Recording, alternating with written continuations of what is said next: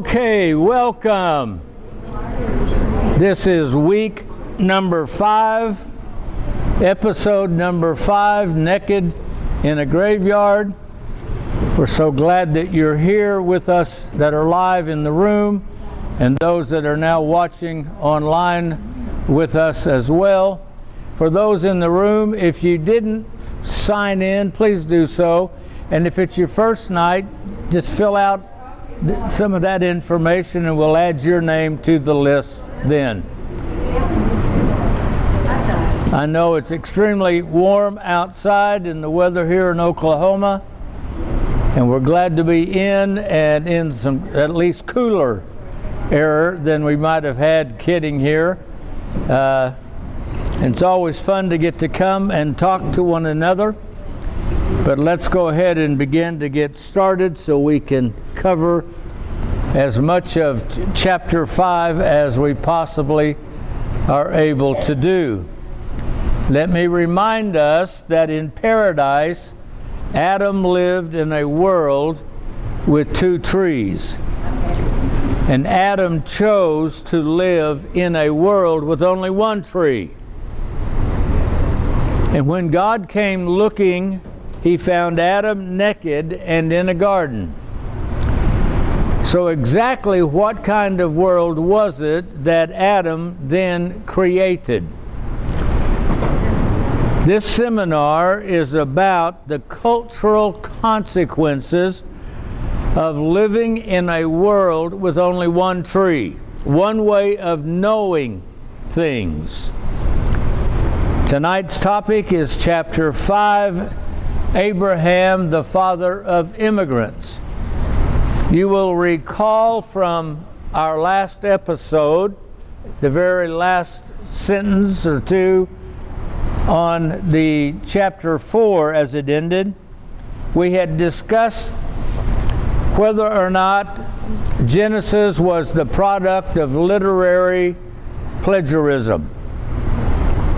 And we concluded by saying, if Genesis is not the product of literary plagiarism, what accounts for its singularly and definitive religious perspective that distinguishes Genesis from all other accounts?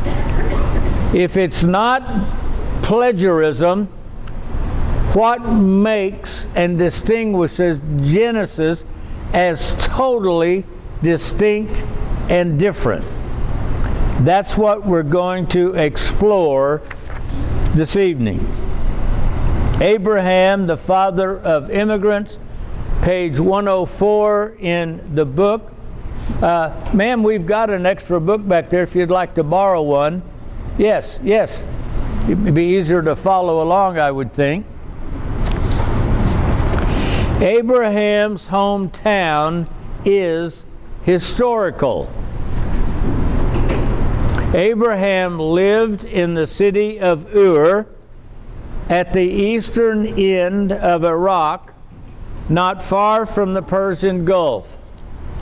Ur was also only 11 miles from Eridu, the site of the first ziggurat, the Tower of Babel in Mesopotamia.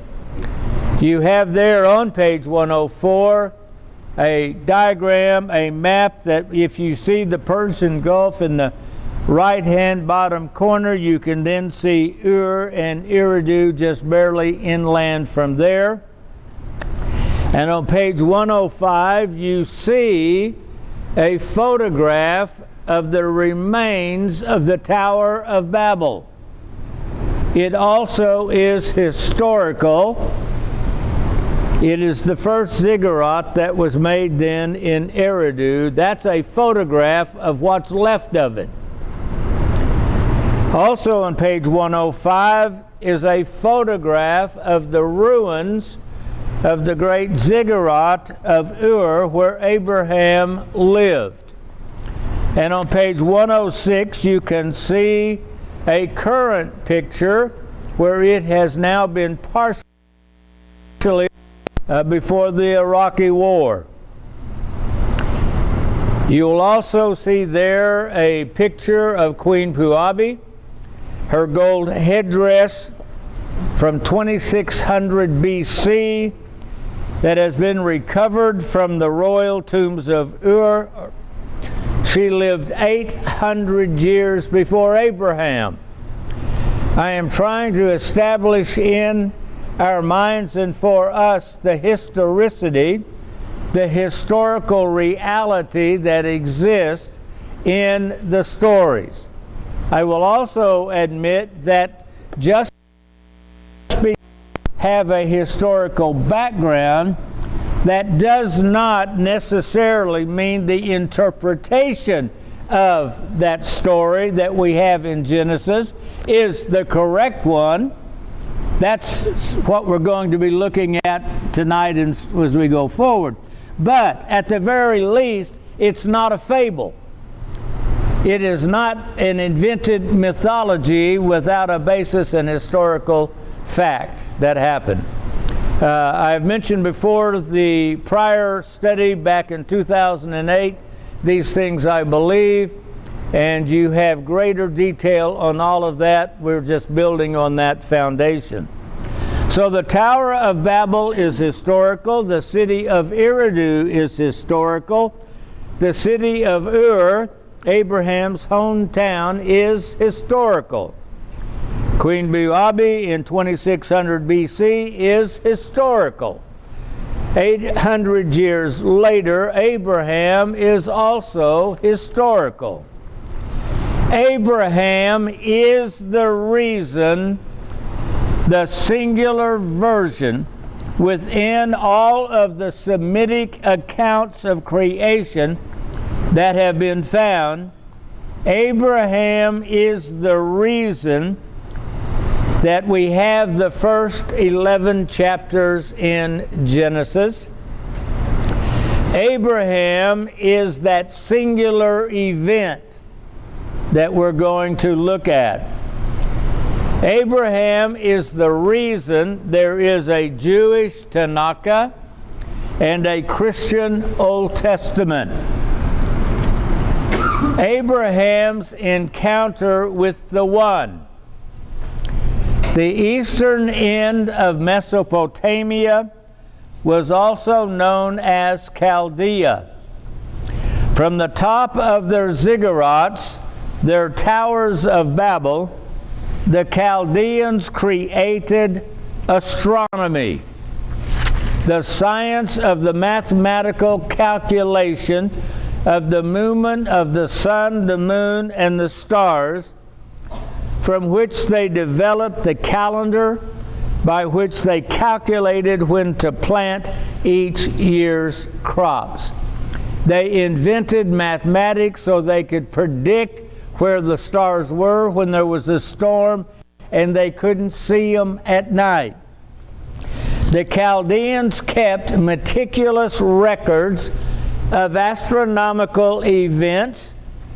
For example, the astronomical diaries of the Chaldeans, kept from the 8th century BC to the 1st century, are by far the longest continuous scientific record, or should we say the record of the longest continuous scientific research of any kind in all of history. The invention of the calendar is based upon astronomy, and the calendar allowed for the domestication of crops and the birth of agriculture. The non-regulated free life of the nomad following his sheep and cattle across the hills gave way to the sedentary life of the farmer and the townsman. You had to plow the field, plant it, guard it, harvest it. You were no longer just following the sheep over the hill as they got more grass. If you're going to park in the same place, you can trade in your tent for a structure and we're going to create architecture. On and on. You have to read these things we believe to get the full story.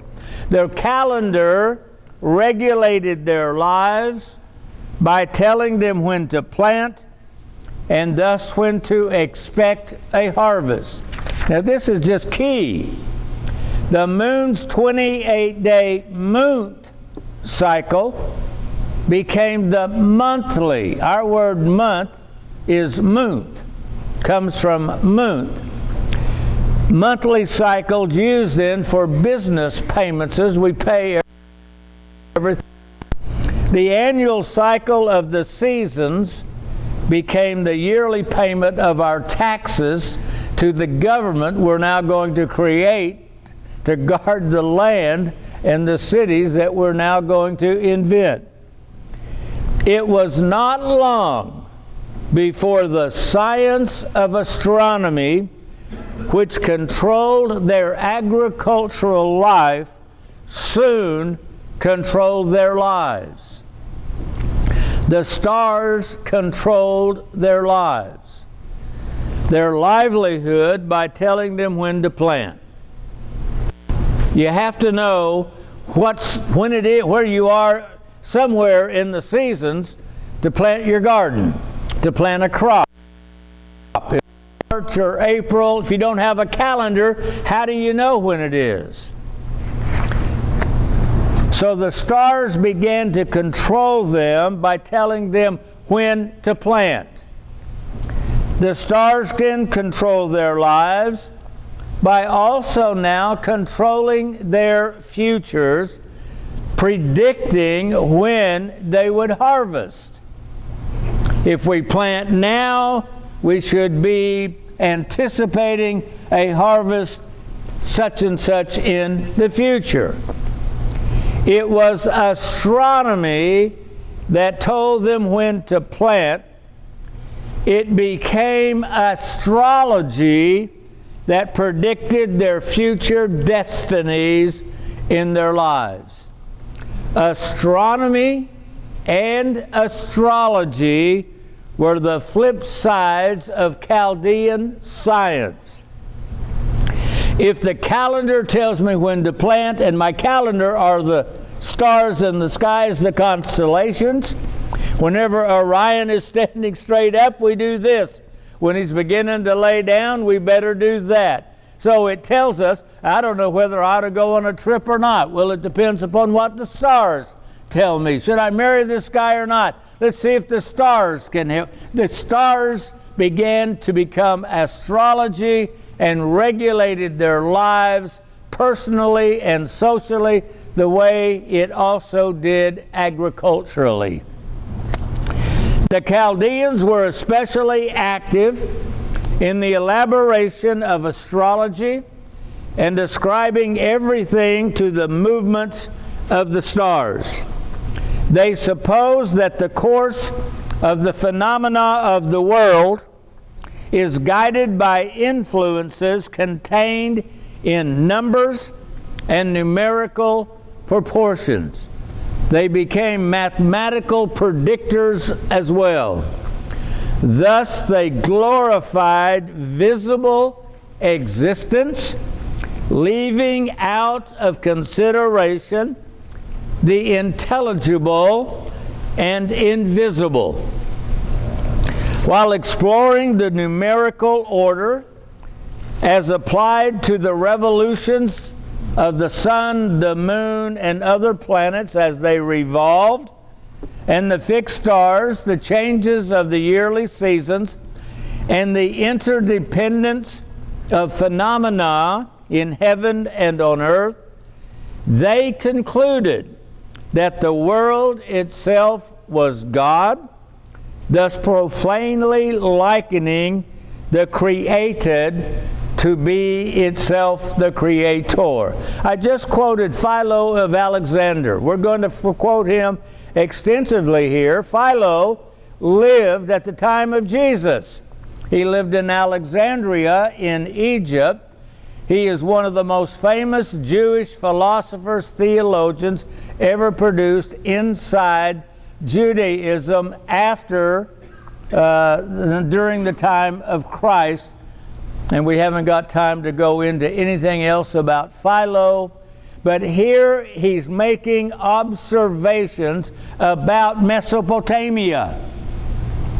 As he was having his conversation, he wrote in Greek and was writing and taking the Old Testament, and in our case here particularly, the book of the Genesis, and we'll see in a minute Exodus, and explaining them to a Gentile world that did not know anything about the Israelite understanding of creation and so forth.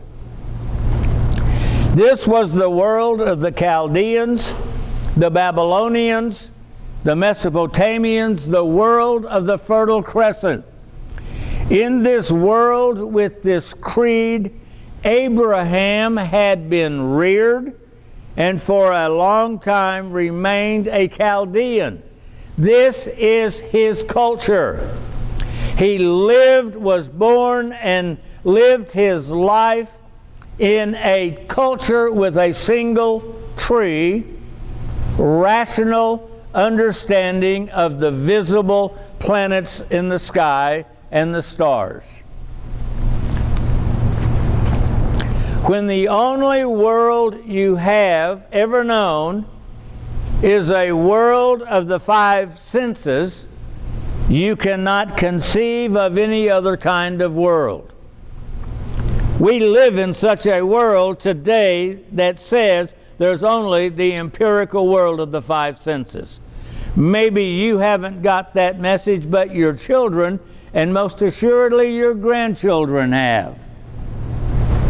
How does one who only knows the visible world itself as God suddenly now know instead that the visible world is not the primal God, but is instead the work of the primal God and Father of all, who though invisible yet brings all things to light, revealing the natures of the great and small? If you've only lived your entire life and for hundreds of years in an empirical world of the five senses, how do you get out of that? How do you get out of a culture dedicated to having only one tree? In the Fertile Crescent culture, filled with its visible statues of gods and goddesses and mythological stories, how is it that one man comes to live his life based on an invisible God? Wow. How is it out of all the hundreds of thousands of population through those centuries from 10,000 BC to now Abraham 1800 BC, how in the world is he the only one that says, no thank you? We have a very clear answer of the migration, the journey from astrology and the Chaldean creed in Abraham's story in Genesis. In other words, not only is Genesis different from all the other Semitic and non-Semitic versions of creation, but it also provides in its account of Abraham's journey from Ur to Haran to Palestine to Egypt and back to Palestine, the migration, Abraham's migration from astrology and that Chaldean creed. How do you get out of it? You make a journey to get out of it. And Abraham made that kind of journey. His migration then from understanding the universe as a single visible reality to experiencing reality to be instead interpenetrated spontaneity of the invisible Creator and His creation. Somehow there is an invisible presence that is present in an integrated way inside and with the visible. Let us remind ourselves of Abraham's migration, that journey from his departure from Ur of Chaldea. This is what he left. The Chaldeans imagined that this visible universe was the only thing in existence, either being itself God or containing God in itself as the soul of the whole.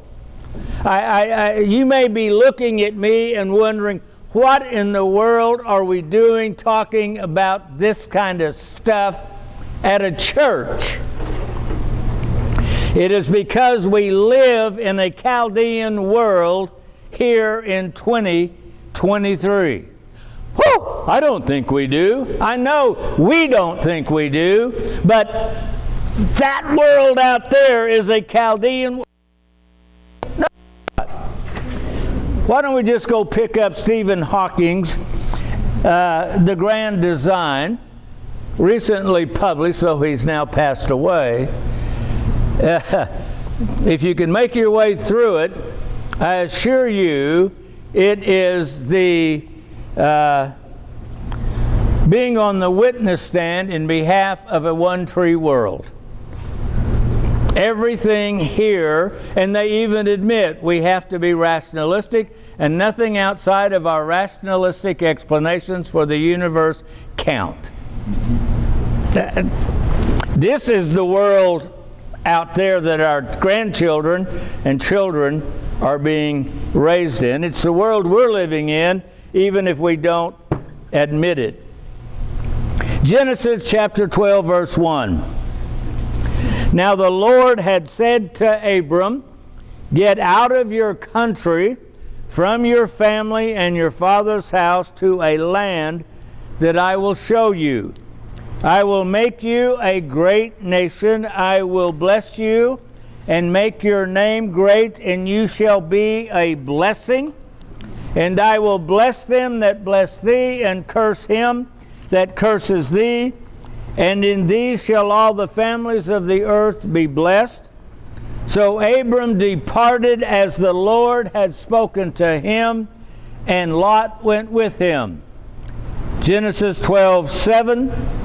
Then the Lord appeared to Abram and said, "To your descendants I will give this land."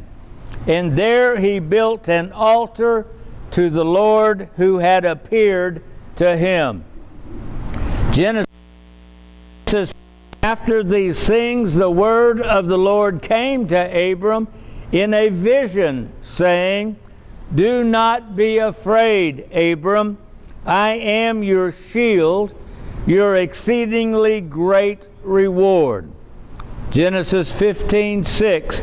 And he believed in the Lord, and he accounted it to him for righteousness. Well, let's do a quick word study.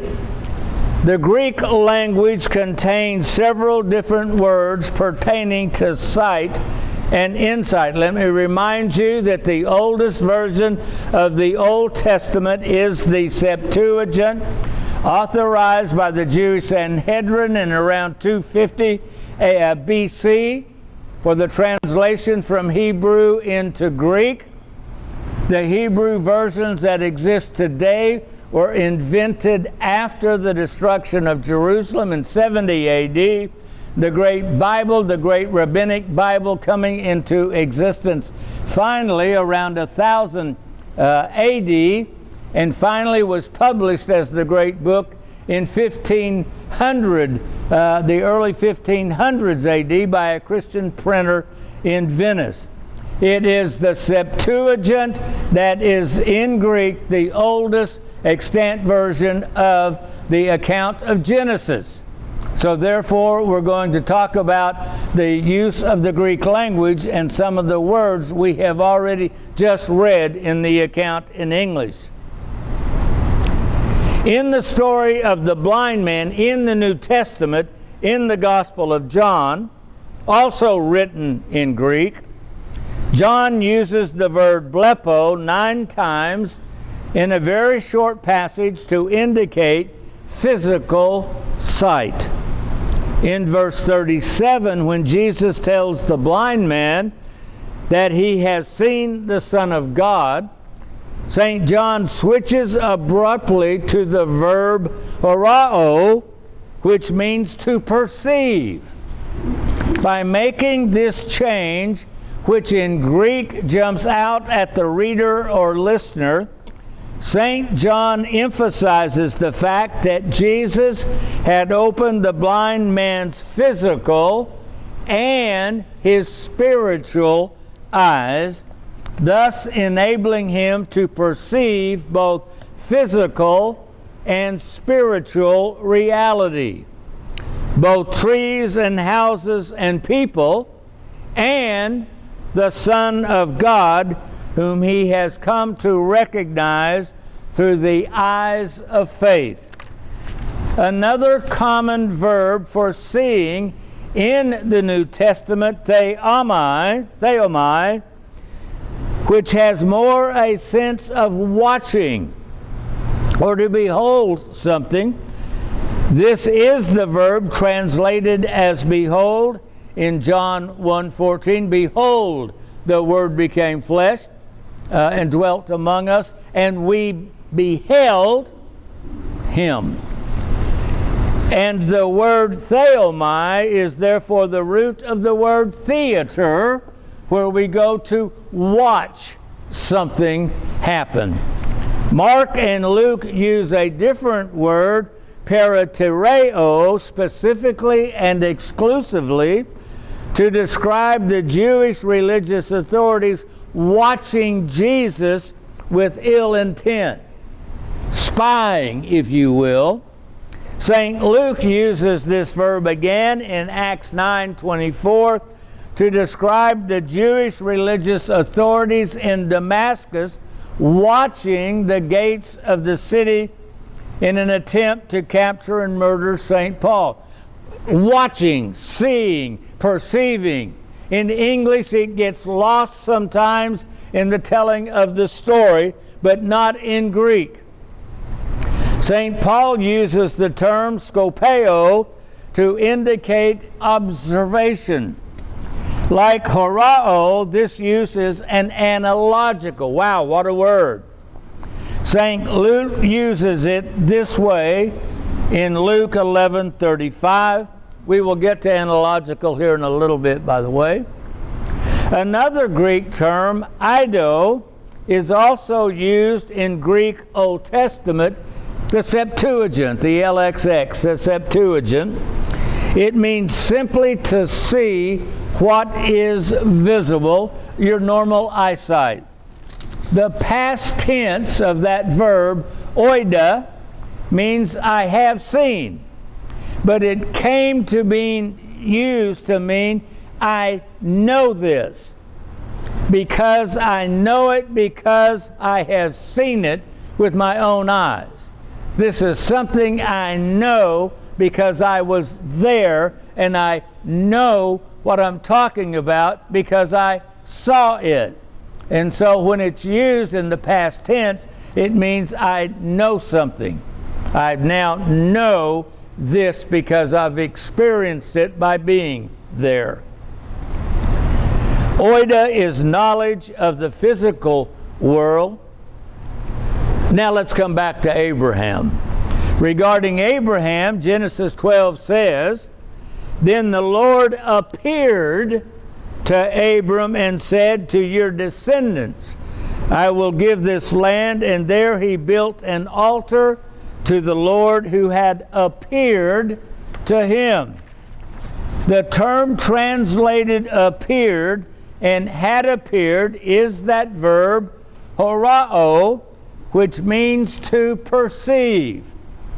This is the same verb Sophocles used when Oedipus says, "Though I am now blind, yet I now see." Philo, commenting on Genesis 12:7, reminds us we are not told that Abraham saw physical eyes God, but that God appeared to him. For it is impossible that anyone should by himself, with his mind, seize the truly existent one. For this reason, the existent revealed and manifested himself. Now let us not be in a hurry. Horao is an analogical term. It speaks of perceiving, of apprehending mystagogical realities. Let us just stop and consider. Someone went, whew. Let's stop and consider.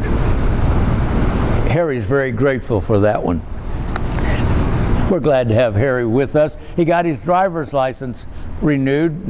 You're in your 90s and got to drive himself here tonight. So we're grateful for Harry and his good health. Analogical comes from the Greek anago, which means to lead upward, such as to lead up to the high sea, to be carried by the sea, such as a ship riding upward on the swell of the waves of the high seas, or how you can take a boat on the shore and pull it into the water, and at a certain point the water lifts the boat up off of the bottom. The concept of ascending to a higher level of understanding is found in Psalm 107. Anagogical is used to imply we are ascending to a higher, deeper level of understanding, which speaks, Psalm 107, which speaks of the depth of God's wonders. Verse 23 in 107, those who go down to the sea in ships, who do business on the great waters, they see the works of the Lord and his wonders in the deep. For he commands and raises the stormy wind, which lifts up the waves of the sea. They mount up to the heavens, they go down again to the depths. Their soul melts because of the trouble. It is not in the shallow waters close to shore, but in the high seas where the Spirit blows, that like a ship we rise to heaven on the waves and descend into mystery. It is on the great waters of God's mystery who are lifted up and who perceive, orao, and enter into the depth of perceiving the things of God. All of this is hidden to us in English, but it jumps out at us in Greek. So here now, let us venture forth to the high seas. We're going to begin to leave the shallow waters where we've just been splashing and wading knee deep, that we might perceive the hidden depth of God's wonders. And that brings us then to living in two separate realities. Let us admit there is a difference between living on dry land and living on a ship in the middle of an ocean. Let us also admit we can experience both the living in the shallow waters of dry land, and we can also do business in the great waters of the deep. Both are available to us. We are simultaneously living in two separate realities, and the unity of the two is one.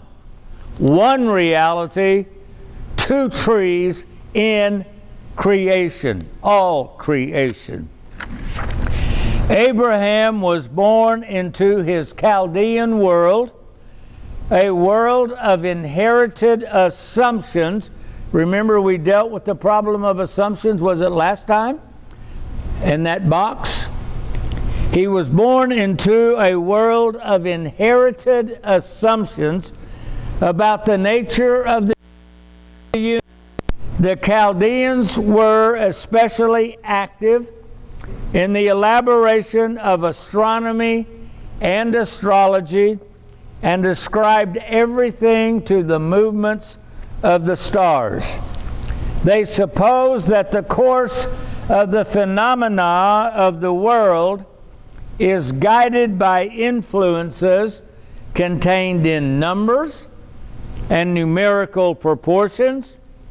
Thus, they glorified visible existence, leaving out of consideration the noetic, the intelligible, and invisible.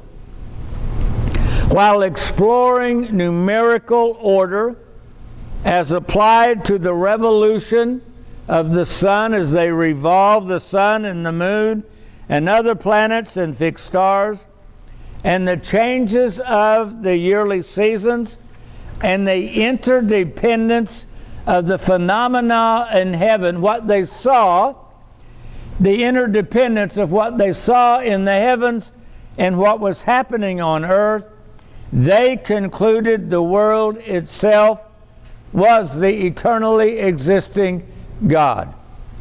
Now, that's not far from saying nothing exists except the visible, and once it was a big hunk of something that exploded in a big bang. Matter is eternal. We've always had it, and somehow it got kicked off, and once it kicked itself off, eventually it created us. That's the world our kids are being born into, and the world of the assumptions they will grow up with. This was Abraham's world as well. His universe, the only one in which he had ever known and ever lived. In this creed, the creed of the Chaldeans, Abraham had been reared, and for a long time he remained a Chaldean. Not only was this the creed and assumptions by which Abraham lived and understood his universe, this was the creed and assumptions by which everyone within the culture of the Fertile Crescent lived and understood their universe. All of those living in the Fertile Crescent believed this way. Something caused this one man to step outside the scientific knowledge and worldview of his age and depart into an integrated simultaneity of the visible and invisible universe, knowable by the integrated simultaneity of cognitive awareness and cognitive reason. Why don't I say that in English? Simultaneously, God is present.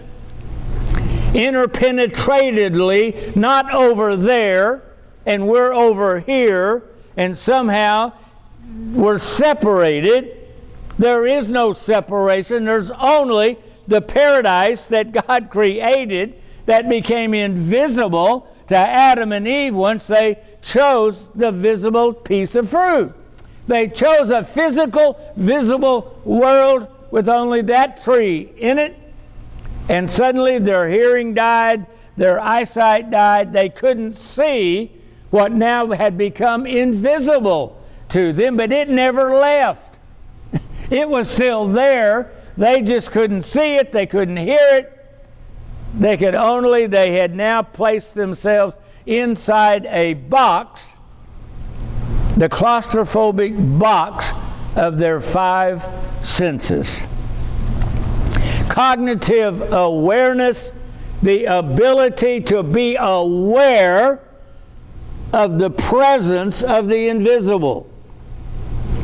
Cognitive reason based on what the five senses teach us and tell us. Two ways of knowing, two trees.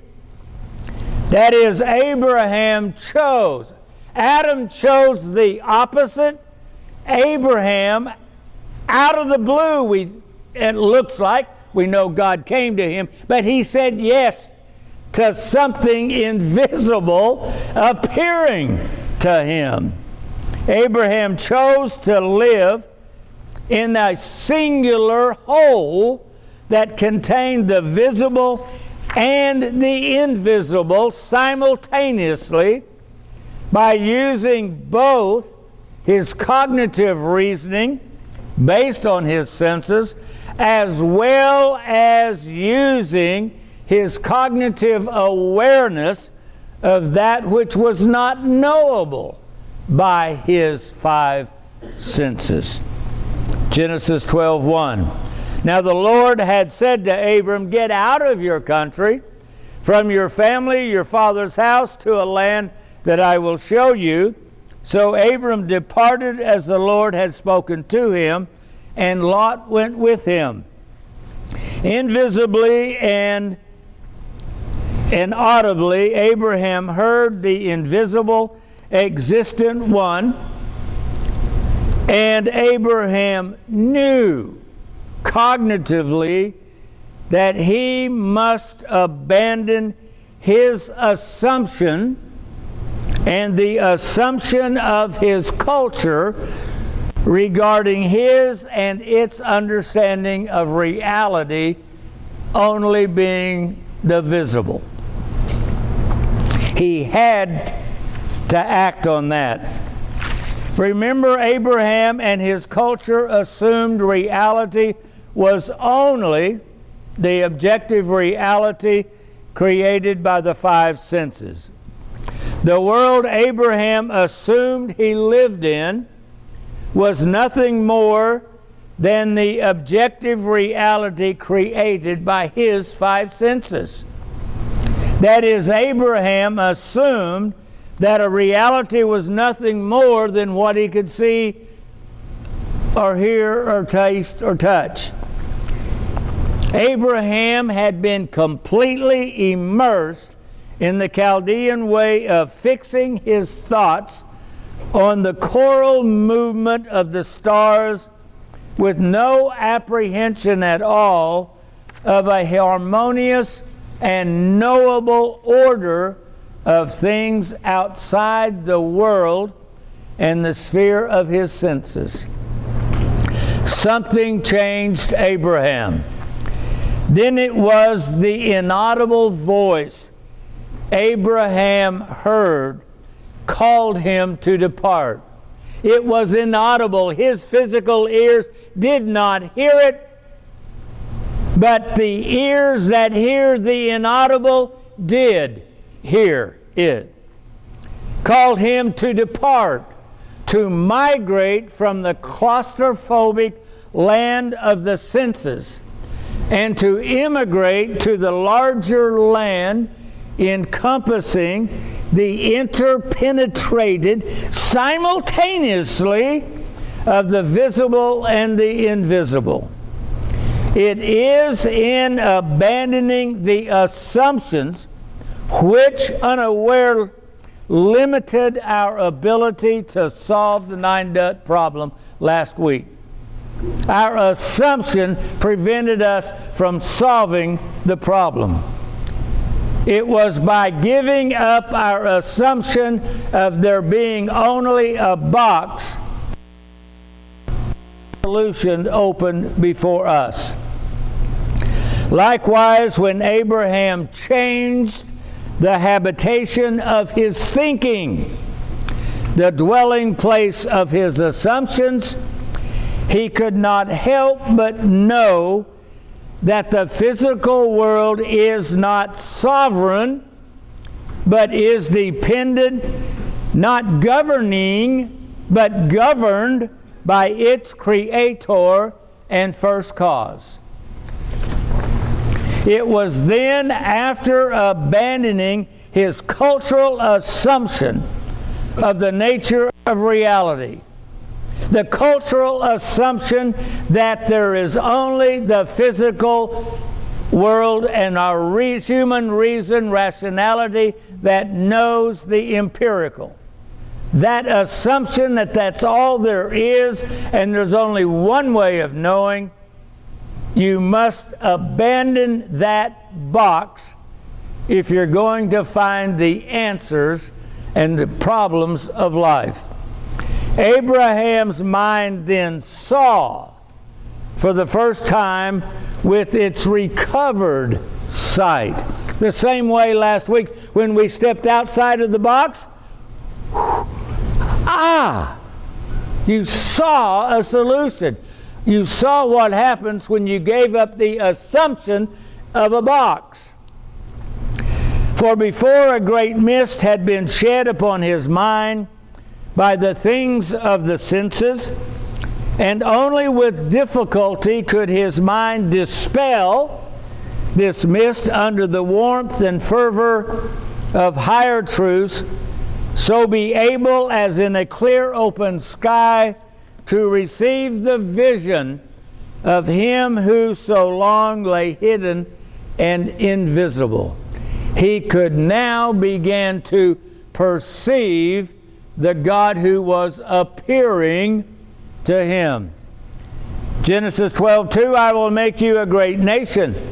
I will bless you and make your name great, and you shall be a blessing. And I will bless them that bless thee, and curse him that curses thee.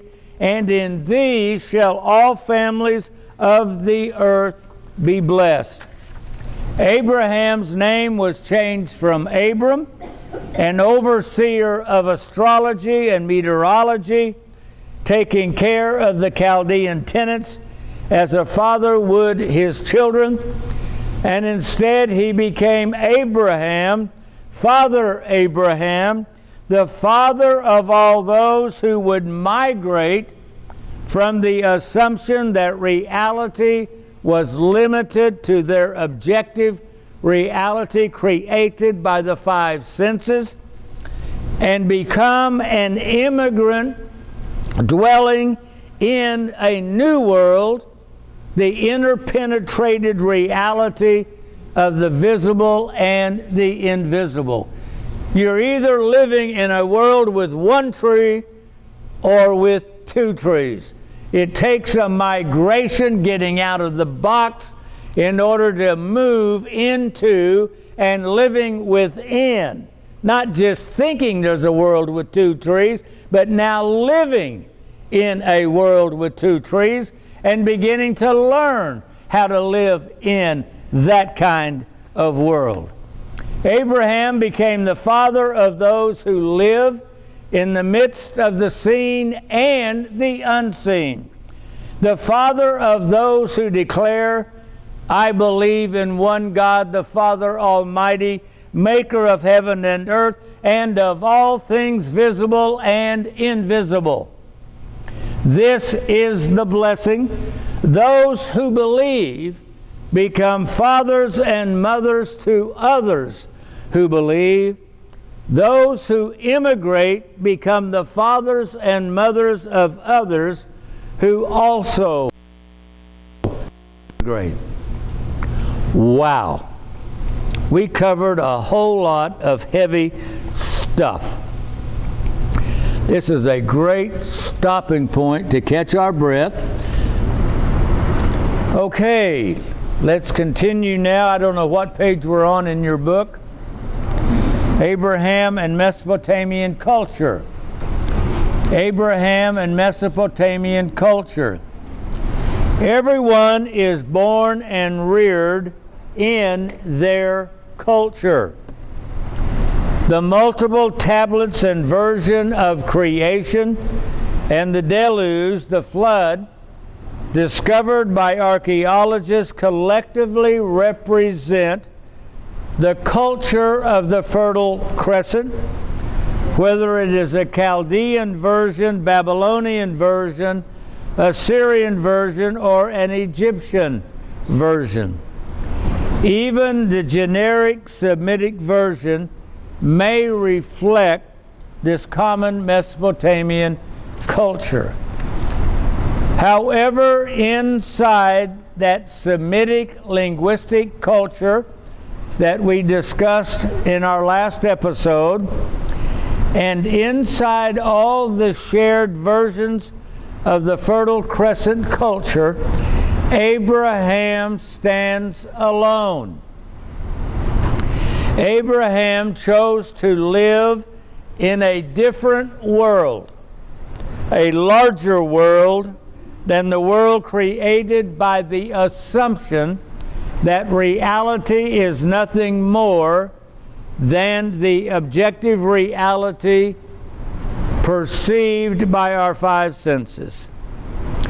Abraham is an immigrant traversing the Fertile Crescent from Chaldea in the east to Egypt in the west. Abraham is also an ontological and an epistemological immigrant. Ontological in his existence being changed, epistemological having to do with choosing to have two ways of knowing rather than only one way of knowing. Genesis is not the product of either cultural or literary plagiarism. I hope you know that by now, and we have made that clear. Abraham did not only depart and leave his cultural assumptions, but Abraham also entered into the land, the world promised to him, and to those who willingly enter to live in the reality of the interpenetrated, simultaneous singularity of the existence of the visible and the invisible. Paradise, if you will, with its two trees. This is the land that was promised. This is the promised land, the single reality of the visible and invisible, interpenetrated, existing as a simultaneous single whole. It is from this perspective of this immigrant reality that Genesis is written. Abraham's grandson Jacob. Abraham's decision of living within the reality of the interpenetrated simultaneity. I'm going to say it again and again and again and again till it just automatically, two trees, paradise, both there together. And the invisible continued with his grandson Jacob. Let us consider one example.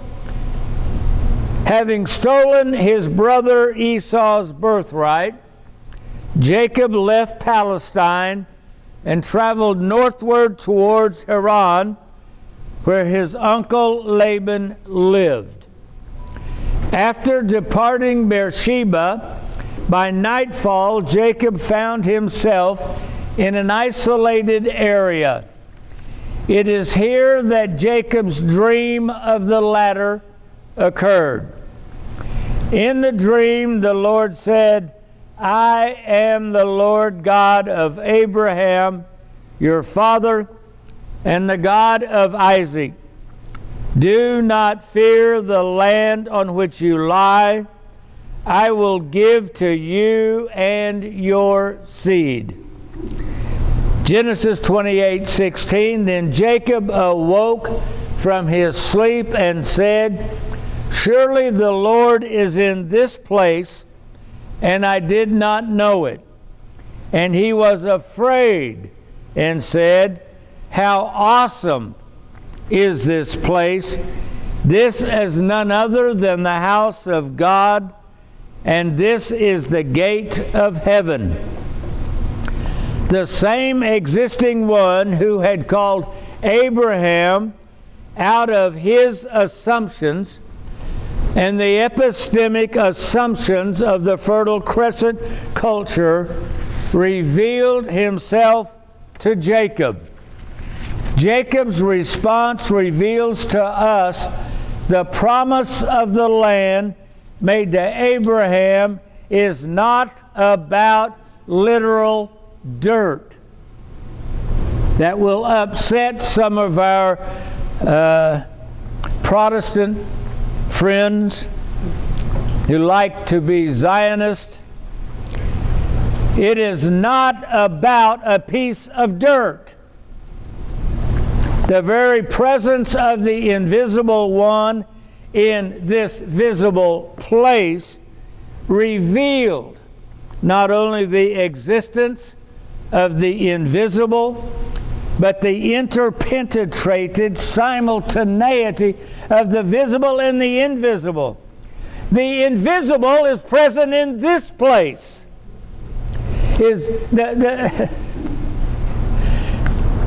He who is has no where, and cannot be restricted nor contained within a literal house or temple. Nor can the one who is be limited to a physical piece of land. God cannot be kept in his place. The Lord is in this place, and I did not know it. What place? The place of the two trees. That's the promised land. That's the place where God is and is findable. The two trees.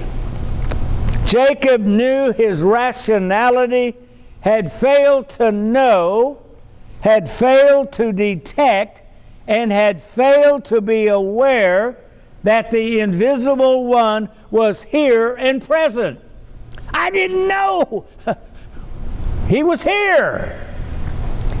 He was not up there that some steeple points to, nor out there on the Saturn rings of Saturn, or somewhere in the sweet by and by in some kind of future. He was here. And Jacob was afraid because I didn't know this. Knowing that his ability to know had failed him, and now knowing there was more to know which his senses were unable to know, it was this new knowledge that frightened him. God is here in the midst of this physical world, and I did not know it. His assumptions of there being only a literal world with a physical God only present in a physical temple house had betrayed him.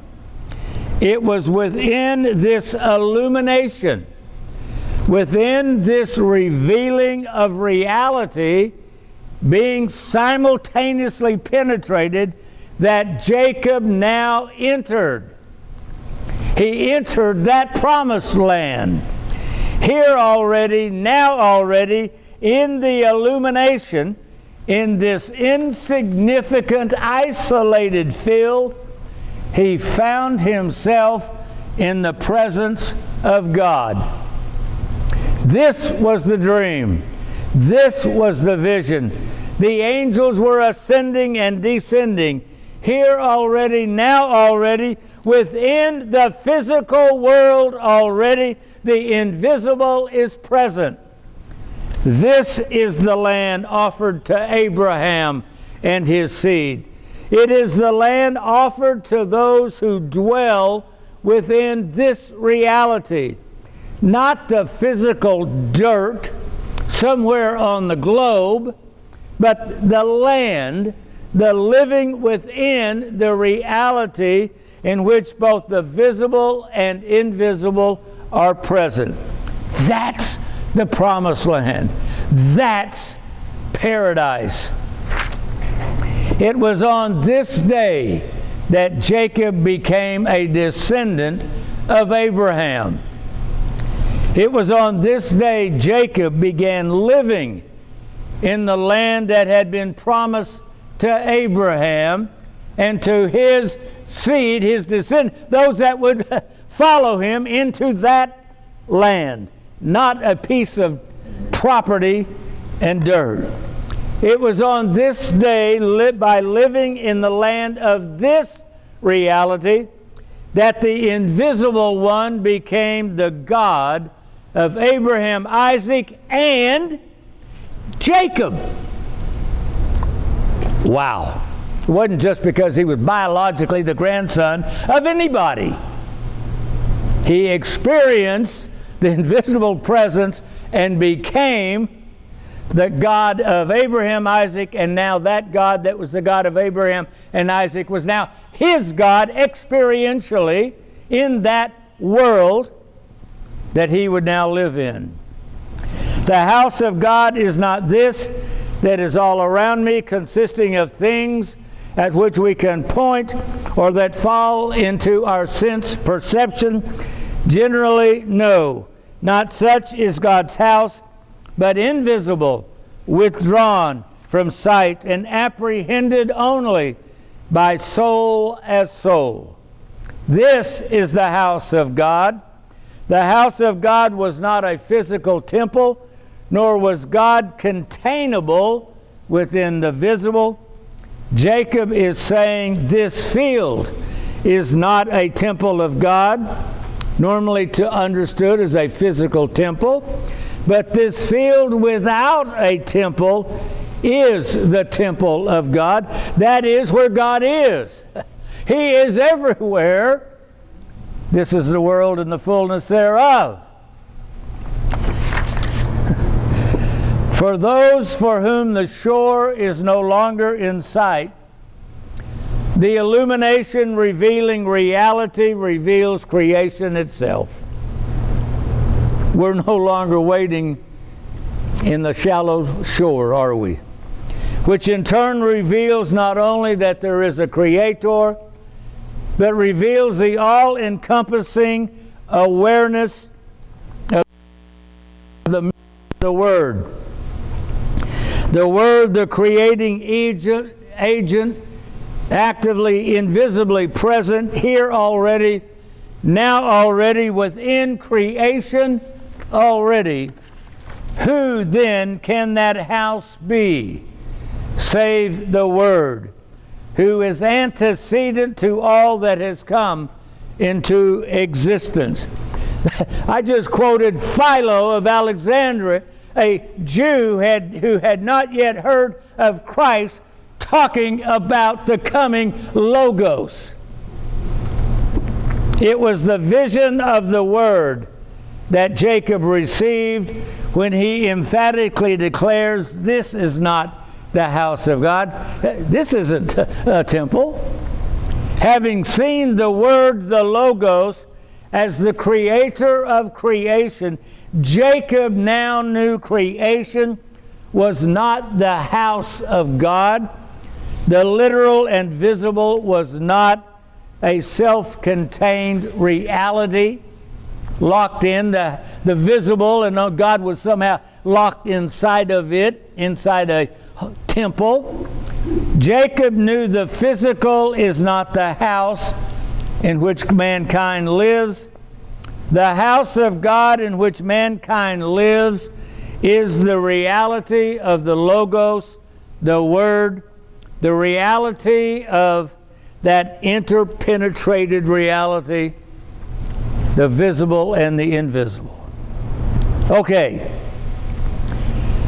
We have Abraham, Isaac, and Jacob in the book of Genesis. There are those who throw out all of what we've just discussed tonight because they've already made an assumption that there is nothing invisible, and therefore anything that talks about the invisible is hogwash to them. So they've already thrown out and made an assumption that they will live in their box, and they'll just start with Moses in the book of Exodus. So therefore I think we ought to turn to Moses in the book of Exodus, page 120. Let us now consider two episodes in the life of Moses, a biological descendant of Abraham, 300 years after Abraham. Because of a drought, Jacob and his family had physically migrated to Egypt, where his son Joseph was in charge of the agricultural program. It was in Egypt several centuries later that Moses was born. Being forced out of Egypt, Moses fled across the Sinai Peninsula to Midian on the eastern shore of the Gulf of Aqaba. It was here he settled, married, and began his family. It was also on the backside of nowhere that Moses met the one who is. This is the first episode we shall consider. We have there a map on page 121 where you can see Midian over to the right near the bottom where these events take place. Exodus 3:1. Now Moses was tending the flock of Jethro, his father-in-law, the priest of Midian, and he led the flock to the back of the desert and came to Horeb, the mountain of God. And the angel of the Lord appeared to him in a flame of fire from the midst of a bush. So he looked, and behold, the bush was burning with fire, but the bush was not consumed. Then Moses said, I will now turn aside and see this great sight, why the bush does not burn. So when the Lord saw that he turned aside to look, God called to him from the midst of the bush and said, Moses, Moses. And he said, Here I am. Then he said, Do not draw near this place. Take your sandals off your feet, for the place where you stand is holy ground. Moreover, he said, I am the God of your father, the God of Abraham, the God of Isaac, the God of Jacob. And Moses hid his face, for he was afraid to look upon God. There was a bramble bush, a thorny sort of plant, and of the weakest kind, which without anyone's setting it alight, suddenly took fire. Though enveloped from its roots to twigs in a mass of fire, which looked as though it were sprouted up from a fountain, it yet remained whole, and instead of being consumed, seemed to be a substance impervious to attack. Instead of serving as fuel to the fire, it actually fed upon it. In the midst of the flame was a form of the fairest beauty, unlike any visible object, an image supremely divine in appearance, and refulgent with light brighter than the light of fire. It might be supposed that this was the icon of him that is. Philo's Jewish blinders prevented him from accepting what he now sees mystically being revealed to him in the story of Moses, the Trinity. So he continues, but let us rather call it an angel or herald, since with a silence that spoke more clearly than speech. It employed, as it were, the miracle of sight to herald, to announce future events. After identifying himself, the one in the burning bush announced he was sending Moses to Egypt to deliver the descendants of Jacob, now known as Israelites after Jacob became known as Israel, from Egyptian slavery. Moses protested the assignment on the grounds of his insignificance. After the one told Moses that he would go with him, Moses then asked, Exodus 3:13, Moses said to God, "Indeed, when I come to the children of Israel and say to them, the God of your fathers has sent me to you, and they say to me, what is his name? What shall I say to them?" And God said to Moses, "I am who I am." And he said, "Thus you shall say to the children of Israel, I am," in Greek, haon, has sent me to you. Moses knew well that his own nation and all the others would disbelieve his words, and said, "If they ask me the name of him who sent me, and I tell them, well, will they not think me a deceiver?" And God replied, "First tell them that I am is he who sent you, that they may learn the difference between what is and what is not." I am what is. I am who is. That they might learn the difference between what is and what isn't. The assumption of the Chaldeans was what it isn't. He was what is. And also the further lesson that no name at all can properly be used of me, to whom alone existence belongs. And if in their natural weakness they seek some title to use, tell them not only that I am God, but the God of three men, Abraham, Isaac, and Jacob. Tell them I am the God of those who received my illumination and chose to live in the visible, invisible fullness of my creation. Wow! That's who I am, and that's who your fathers Abraham, Isaac, and Jacob are. We must learn the difference between what is and what is not. The visible world is, but it is not all there is. We must know there is a difference between what we see and what is. Empirical knowledge is knowledge only of an empirical world. However, the empirical world is not all there is. There is the silence that speaks more clearly than speech.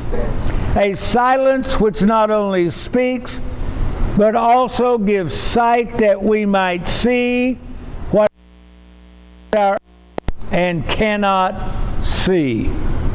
He who speaks in the silence enlightens the mind to understand unutterable things. And that is how we begin to know what we know without knowing how we know. That's Moses' first episode. His second episode. The second episode occurred after the Israelites had been liberated, left Egypt, and are camped at the base of the mountain of God. Exodus 20:18.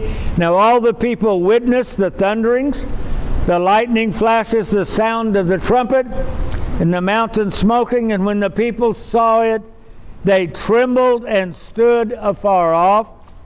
Then they said to Moses, "You speak with us, and we will hear. But let not God speak with us, lest we die."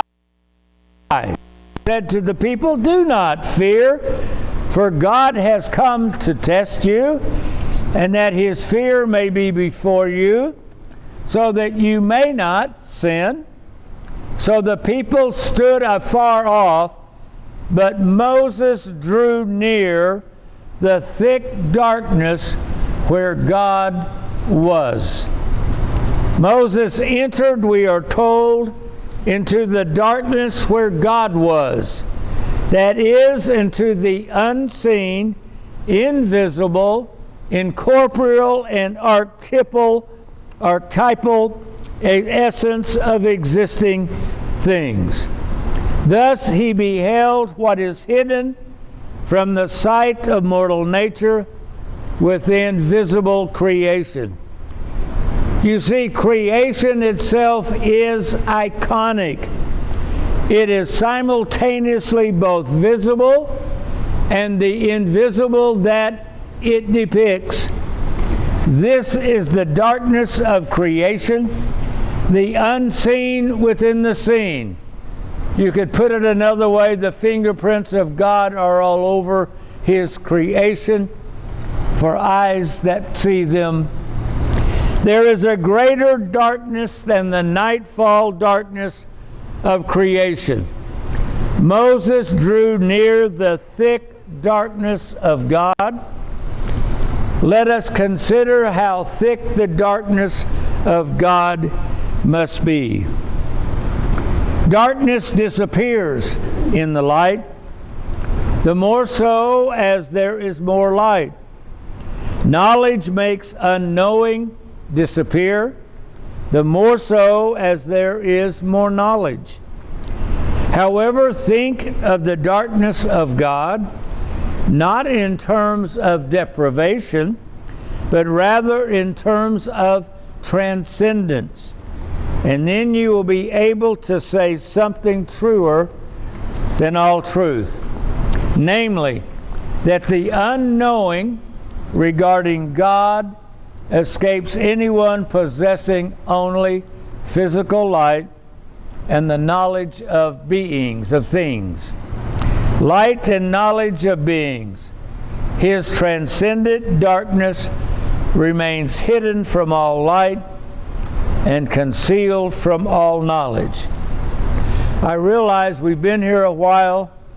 We've already absorbed more than we thought humanly possible. If we were reading this for ourselves at home, we would have already slowed way down. We would have already chewed and digested something 20 pages ago. We have the choice of me continuing or going home. I am sensitive to you. We have 30 more minutes if your mind can take it. I'll keep talking for 30 more minutes. Try to make it as plain as I can, but you cannot make plain what cannot be made plain. There is that which we have to have our eyes open to perceive. And that may or may not happen here tonight. It may have already happened 30 pages ago. But let us continue. Someone beholding God and understanding what he saw has not actually seen God himself, but rather something of his which has being and which is knowable. For he himself, that is, the one who is, solidly transcends mind and being. He is completely unknown and non-existent as a being. We talked about Michelangelo's picture, hogwash. He exists beyond being a being. He is known beyond the mind in our ability to think Him or to contain Him in our language. And this quite positively, complete unknowing is knowledge of Him who is above everything that is known. We can say what God is not, but we cannot say what He is except by what He reveals to us. The divine darkness is that unapproachable light where God is said to live. And if it is invisible because of a superabundance of clarity, it cannot be approached because of the outpouring of its transcendent gift of light. It's like going to lunch when it was cloudy and you come out an hour later and the sun has come out and you can't see anything when you first come out with the sun bouncing off the concrete in its brightness. That gift of light is so bright it blinds us. Yet it is here that is found everyone worthy to know God and to look upon Him in that darkness of that light. And such a one, precisely because he neither sees Him nor knows Him, truly arrives at that which is beyond all seeing and all knowledge. Knowing exactly this, that He, God, is beyond everything perceived and everything conceived, He cries out to the psalmist, "Knowledge of You is too wonderful for me. It is high, and I cannot contain it." Of that which is the one who is our own, but we cannot define, express, or comprehend the mystery. We can experience the presence, but we cannot define that presence. This is the thick darkness to which we, like Moses, draw near in worship to that which lies hidden beyond thought and beyond being. We can worship He who is the mystery without trying in any way to define that mystery. With a wise silence, we give honor to the inexpressible. Which brings us to a conclusion, a change of epistemology, a change of how we know things. At the conclusion of chapter 4, we raise the question, if Genesis is not the product of literary or cultural plagiarism, what accounts for its singularly and definitive religious perspective that distinguishes Genesis from all other accounts? What does it have? It is obvious from our brief consideration of events in the lives of Abraham, Jacob, and Moses that the Genesis account derives from a presence transcendent to an empirical cosmos. The Genesis account offers a radically different understanding of reality, a different experience of reality that results in a change of our epistemology, our change of how we know things, and are no longer limited to just knowing things by our perception with our physical senses. The singularly and definitive ontological perspective of Genesis came into existence when the presence that is beyond empirical knowing interrupted the lives of Abraham, Jacob, and Moses. Therefore, Genesis, as do the scriptures which come after it, presents a different world, both ontologically and epistemically. Jewish philosopher and scholar Philo of Alexandria, writing in the early 1st century AD, correctly defined the difference between the Jewish ontology and epistemology and that of the Roman Empire and the Fertile Crescent. The Chaldeans glorified visible existence, leaving out of consideration the noetic and the invisible. Abraham abandoned the exclusive empirical assumptions of the Chaldean world in which he lived. He embraced a reality in which the visible and invisible existed in that interpenetrated simultaneity. He embraced an epistemology that made use of the whole human brain, both sides, an undivided brain that made use of both empirical cognition and cognitive awareness.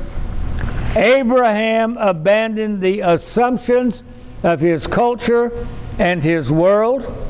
By doing so, he became the father of all those who likewise have abandoned their cultural assumptions and now offer worship to that which lies hidden beyond all thought and beyond all being. This makes the end of part 1. Learning how to read between the lines. Wow, I may have to reread this whole chapter, I think, before next week to make sure I read what I read. Wow. God bless you for being here. Next week, we shall actually begin part 2, our consideration then of the naked man. What kind of world did this man with only one tree create? Well, we've been touching on that tonight, and we've been touching on the way to escape living in the world that has only one tree. Thank you. I know it's hot this summer. I know people are in and out for vacations and other reasons. So thank you for your faithfulness, and God willing, we'll do it again next Monday night. Thanks.